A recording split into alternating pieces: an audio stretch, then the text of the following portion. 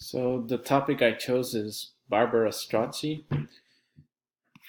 and this is my presentation on her. Early life. Barbara Strozzi was born in Venice in 1619. She was an Italian composer and singer, adopted, possibly illegitimate daughter of poet Giulio Strozzi. Her mother was Isabella Garzoni, which was Strozzi's longtime servant, and that's why they say she might be possibly a legitimate daughter. And and that was she was Guido Strozzi's only heir, so she took everything after he passed. But more about her father. So he was one of the first people to write libretti text, and this text is used in extended musical works like opera, and his text was also used by Monteverdi. So he was a big deal. And but the funny thing is that Barbara never composed any opera. Her studies. Barbara Strozzi was part of the Accademia degli Unisoni. This academy was founded by her father to display her gifts as a singer. So her father founded this academy, and she was the centerpiece of it all, and that's where she could showcase her talents and she could write music. And so part of this academy, her Barbara's father also arranged for her to work with the most famous composer of the day, which was Francesco Cavalli. Compositions. Her first publishment was a volume of madrigali for from two to five voices of 1644 that used her father's poems as text. So she used her father was very involved in her life, as you can see, and her very first publishments as a woman, in a time where women couldn't even really read or write.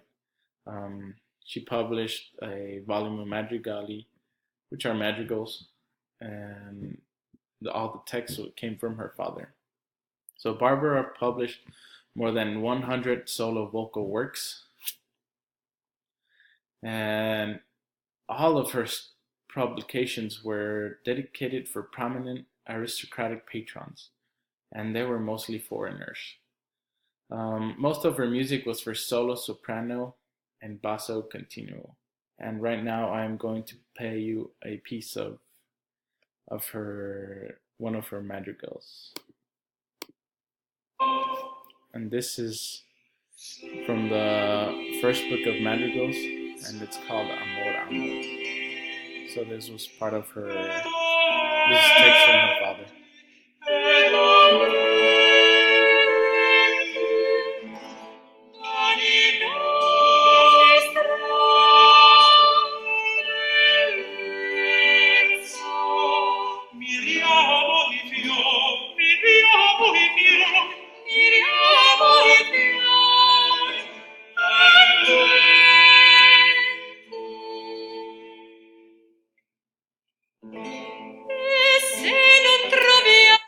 So as you can hear, right now, um, you can hear for the basso continuo they used the lute, and they were well a stringed instrument, and you can really hear it still sounds kind of Renaissance to me, but I mean nonetheless she was one of the very first women to start composing and publishing.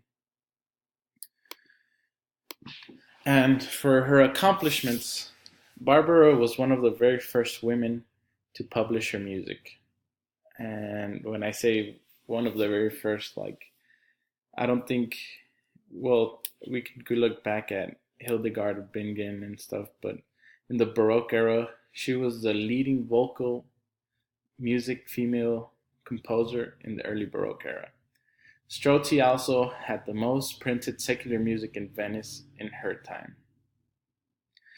And for me, one of her biggest accomplishments is just publishing music when other women could not really read or write. But she did have an advantage because of her father, but she really took that advantage and made as much as you could. And lastly, here's the bibliography where I got all my data. Thank you.